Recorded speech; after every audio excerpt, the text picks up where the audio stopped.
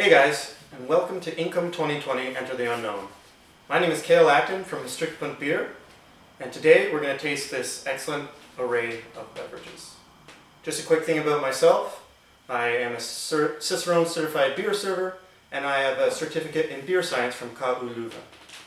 Trappe Beer is an online marketplace where you can buy craft beer from your local bars and breweries, and it'll be delivered to your door the next day. Check us out on Facebook, Instagram, Untapped, or simply at our website. It's super easy, maastricht.beer. That's it. So, before we get into these really cool beers, let's do a little quick information session about tasting beer. First, and the most important thing people forget, is pouring your beer. So I'm going to start with just a Pilsner. I'm sure you've all drank it before. We've got a nice local one in Alpha. So, first step, open your beer. Pretty easy, right? Second, get a wet glass, not a dry one. You want to have a wet glass because it gets any of the soap that's left over from the dishwasher or any dust that may be in the glass, and that actually affects the pouring of the beer into the glass. So you want to pour your beer at a 45-degree angle with the glass into about the middle. So as you pour, you see that the head increases, and as you get closer to the top, we can stable out the beer. And then you have a nice pour. Now, a lot of people think, okay, now it's poured, let's just drink it. Not so fast. When you're having a proper tasting with beer, there are 4 steps to tasting. The first is the color, actually looking at your beer. So you look at not only the color of the beer, but also the top, or the head. So we can see that this beer has nice head retention. The head doesn't go away quickly. Also, you want to see the bubbles, the carbonation, how carbonated and how big the bubbles are. The second step is actually smelling your beer. So take a nice big breath in through your nose. If you have a different kind of glass, sometimes cupping can help bring the flavor, the smell, more into your nose. The third part, which everyone knows, is actually taking a sip.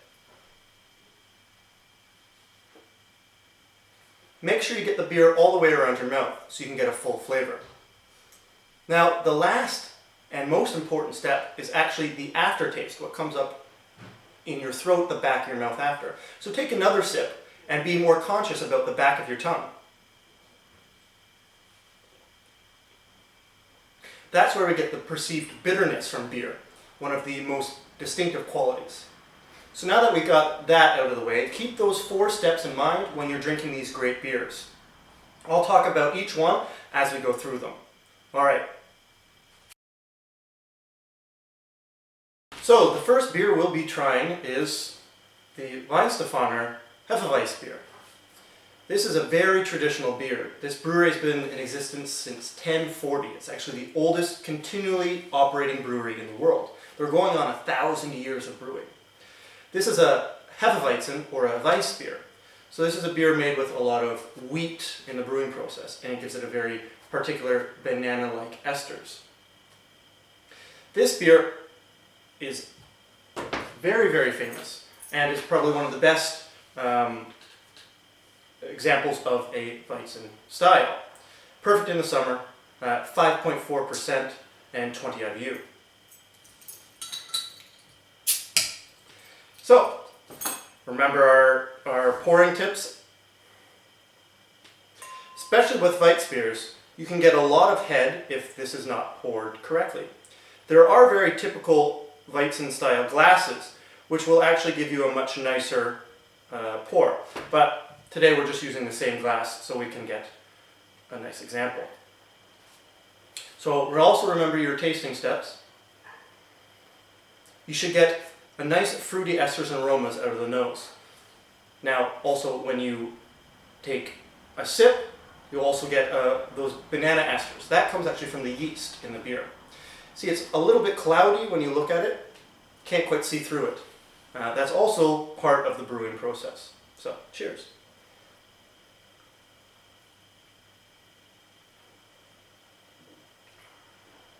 Get a little bit of spicy notes.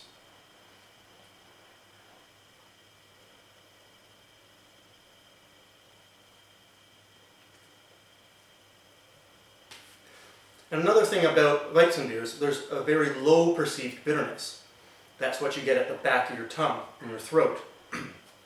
This also has to do with the brewing style, the yeasts that are utilized. So this one, of course, everyone knows, perfect on the terrace in the summer.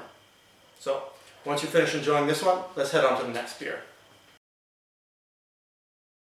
Alright guys, let's move on to beer number 2. Beer number 2 is Pika Beer. It's actually from Maastricht. This beer was developed by a former student of Maastricht University, just like you guys. This beer is based off of British golden ale. So obviously golden in color, slight bitterness, malty backbone, you've got some fruity aromas in it. But what's really, really cool about this beer, hence Broad beer, it's actually made with saved bread. So the bread from grocery stores and bakeries that they can't quite sell, Pika gets that, breaks it down, and replaces some of the malt content in their beer with this saved bread. So it's environmentally friendly, waste food reduction, and it tastes pretty good. In fact, there's about 1 slice of bread saved per beer. So let's check it out.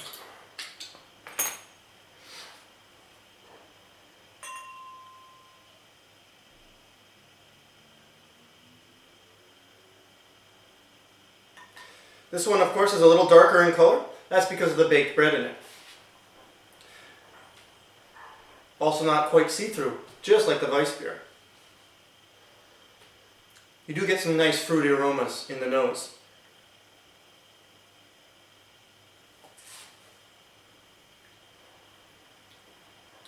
Bit of nice malty sweetness.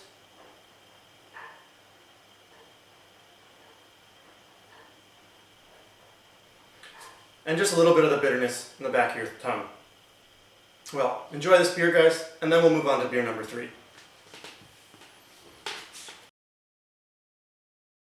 Alright guys, now we're over halfway there. We're moving on to beer number 3. This beer, I'm sure a lot of you guys have heard of, if not already tried. It is Trappe Blonde. Trappe is actually a Dutch brewery, and it is part of the Trappist brewers. So these are monks that have brewed beer. It's just all they do. This beer actually started in the 1800s, and it is a typical Belgian blonde style. What's really cool about this is proceeds from this beer, not all of them, but a part of the proceeds actually go to charity. That's part of the mission of the Trappist brewers. They're some of the most famous beers in the world, highly sought after. And what's really cool is we can drink this beer every day of the week. You can find it at almost every supermarket. So let's dig right in.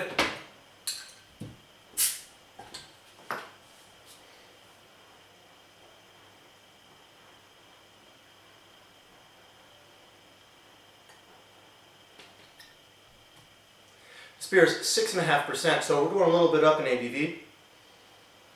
You get some nice fruity esters there, and a slight spice in the nose.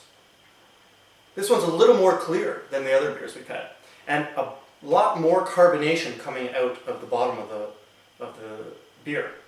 That is because of the typical yeast, the Belgian style yeast that is used.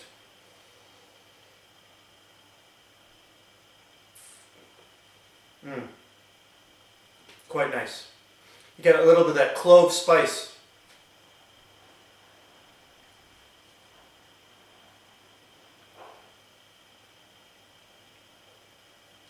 Delicious. So, enjoy this. Don't rush, because it's a wonderful beer. And we'll move on to our final beer, beer number 4. Alright guys, all good things have to come to an end, and here we are on beer number 4. But it's a great one. This one is by Zoud, and they're actually also here from Maastricht. This one is called the Mozes S. And as you may or may not know, the Maas, the river that flows through Maastricht, in Latin is called the Mose. So this beer is named after the Maas. This is a brand new IPA. They just released it. It's actually a step up from the original Mose Vive. That was an IPL. So this one has a little bit more body, nice fruity aromas. This one is 6%, hence Mozes S, Mozes 6. So let's open it and see what it's all about.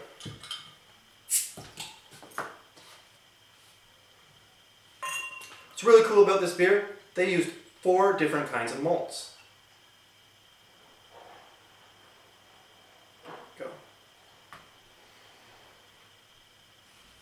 You can get the fruity esters already right in the nose. And with any IPA, you'll expect more bitterness. This actually uses 3 different hops. Some nice American hops, but also Bavarian Mandarina. As you can see, it's got a little bit of cloudiness. Nice nose.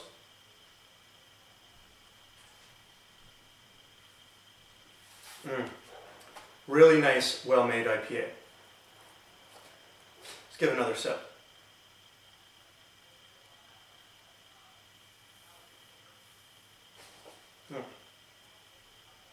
Quite nice. Zout actually brews below Tapainkazerna. So if you want some fresh beers, you should check them out. Thanks for coming on this journey with us, guys. Enjoy this final beer, enjoy the rest of Inkom, and welcome to Maastricht. Don't forget to check us out, Maastricht Punt Beer. Facebook, Instagram, Untapped. And we'll see you around.